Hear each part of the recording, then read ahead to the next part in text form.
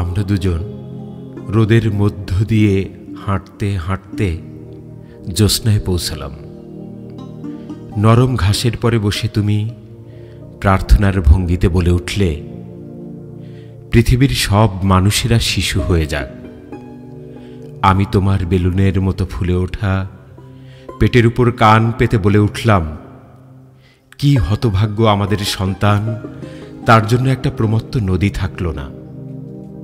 তুমি দীর্ঘশ্বাস মুছে বটের ছায়ার মতো আমাকে বললে, আমরা তাকে নদীর গল্প শোনাব না, ইলিশের গল্প শোনাব না, তাকে আমরা লুকিয়ে ফেলব পাহাড় ঘেরা অরণ্যের গহীন সবুজে।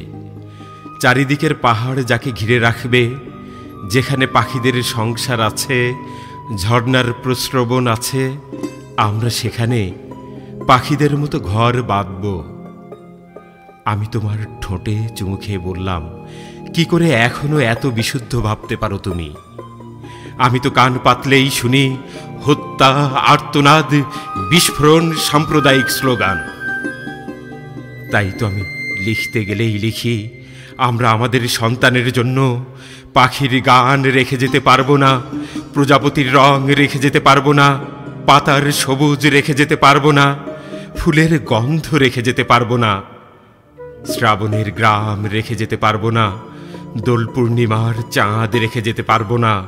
জন্মেই সে দেখবে নদীতে লাশ ভাসছে, প্রজাপতি বারুদে পুড়ছে, গাছের পাতায় ফুলের লাবণ্যে হিন্দু মুসলিম মালিকানা, পাখিদের কণ্ঠনালী কেটে দেয়া। কোথাও মুক্ত গান নেই, কোথাও নিজের সুর নেই। আমাদের সন্তান তার ভালোবাসার মানুষকে বলবে না ভালোবাসি, বরং বলবে, ভয় নেই, আমি ধর্ষক নই, আমি বিক্রি করে দেব না তোমাকে, আমি নষ্ট নই, আমি ভ্রষ্ট নই। তুমি বললে, আমরা যখন ভালোবেসেছিলাম তখন পৃথিবীতে ফুল ছিল, আমরা যখন প্রথম চুমু খেয়েছিলাম তখন বাতাসে গান ছিল, আমরা যে রাতে ঘাসের বিছানে শুয়েছিলাম সে রাতে আকাশে চাঁদ ছিল।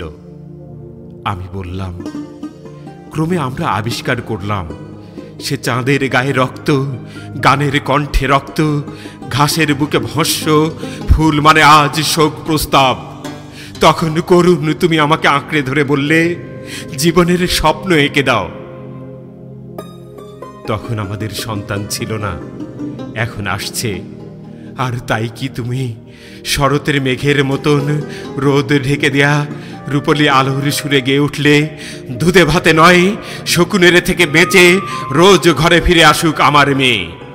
আর কিছু নয়, বেঁচে থাক প্রাণ নিয়ে, আর কিছু নয়, বেঁচে থাক নুনে ভাতে, দুধে ভাতে নয়, হায়নার থেকে বেঁচে রোজ ঘরে ফিরে আসুক আমার ছেলে। আমি তোমার অশ্রু মুছে দিয়ে বললাম, চলো বৃক্ষের কাছে যাই। দয়াবতী অরণ্যের ভেতর গিয়ে আমরা একটা বিরাট বৃক্ষের সামনে দাঁড়ালাম। আমি বললাম, খুলে দাও তোমার দরজা, খুলে দাও হে বৃক্ষ। কেউ যেন কিছুই শুনল না। আমি আবার বললাম, খুলে যাও হে বৃক্ষ। একটি পাতাও কাঁপল না। তুমি আমার বাহুতে মুখ ঘষলে আর বললে, আমরা কেন পালাচ্ছি? আমি বললাম, তাই তো, আমরা কেন লুকাচ্ছি? তখন সোনালী সুখের মতো জন্ম বেদনায় তোমার মুখে নীল আঁকা হলো, তুমি খামচে ধরলে। তখন তোমার উরুবে নেমে এলো আমাদের সন্তান।